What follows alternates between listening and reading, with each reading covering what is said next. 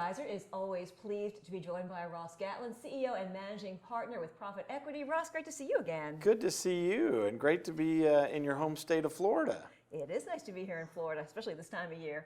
Okay, Ross, tell us a little bit about Profit Equity for people who might not know about it. Sure, we're a little bit different than what you read about in the Wall Street Journal of private equity firms. We're more of an operationally oriented value creation firm. So we're finding businesses that we think we can build, grow, scale to much larger size, and really earn a great return for the investors, not through structuring and manipulation, but through actual cash flow improvement. And that involves heavy lifting and getting things done all the time.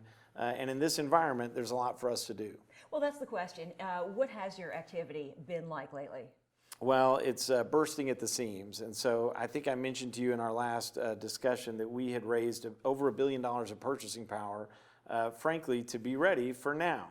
And so I don't ever wish it on the economy, but I've been talking about it for a while, that we were going to hit this kind of turbulent times, that all things come to an end. And so you're seeing some asset bubbles burst, particularly in the commodity-oriented spaces. And that's providing us with a lot of opportunity, because we've got some great platform companies that we're adding on very strategic elements from, unfortunately, the carnage of the current environment. So, boy, there's a lot to talk about. We're doing a lot of merger integration work with add-ons. One of the businesses, we've literally started 17 new branches after acquiring one of the largest competitors in the space. Their assets, this is a modular building business, so we've literally become the third largest modular building company in America.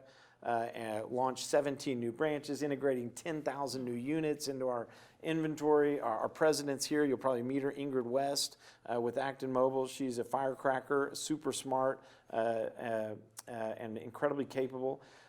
In our fracking related businesses, we have the largest fracking material handler in the nation. It's got about 30 sites covering every basin, every shale in the country.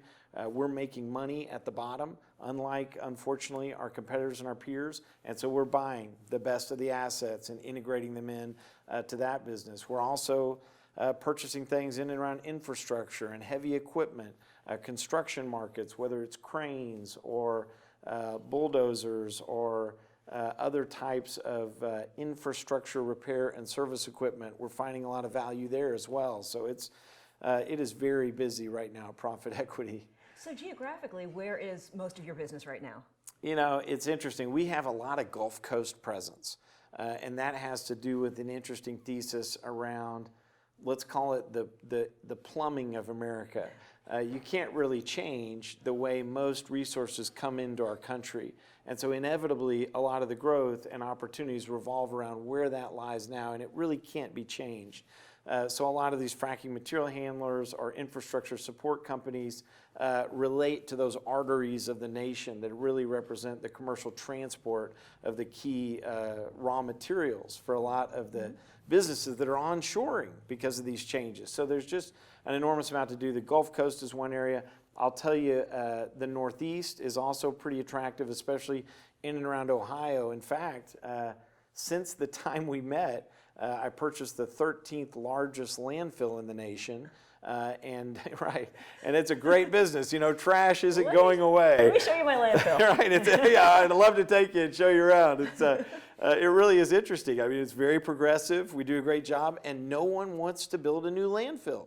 Not in my backyard. You don't want one in your neighborhood. They don't want one in theirs. So we've got one, and it's really, really big.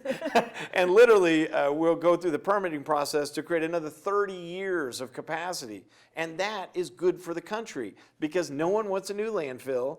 And you know what? They need to be scaled, these landfills, and you need to have all the proper procedures and capital and methodology so you handle it correctly. And the last thing you want is a bunch of startup landfills. They'll do everything wrong, they'll mess up everything, and that's where you get all these problems. So we actually deal with the regulatory authorities properly. You'll be pleased to know I passed all the background checks.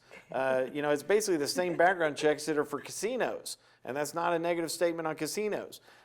So it turns out, having doing the things my mom told me to do have been good for business. Gives new meaning to trash talking, right? Right. So funny. So there's so much to tell you, but we're literally adding on 3 or 4 businesses to that to create a ecosystem of waste flows, believe it or not. So this is a really interesting business that, by the way, it feeds into everything I believe in right now. We get waste from construction volumes. We get waste from energy activity. We get waste from municipalities. We get waste by train, by car, by plane, by pipeline. No shortage. You name it, it's coming to this spot in Ohio.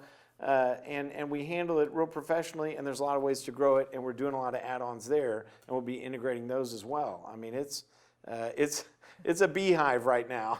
I got to tell you, you always give me such an interesting perspective when I talk to Ross. It's such a pleasure to have you on. Thank you so much. Thank you so much.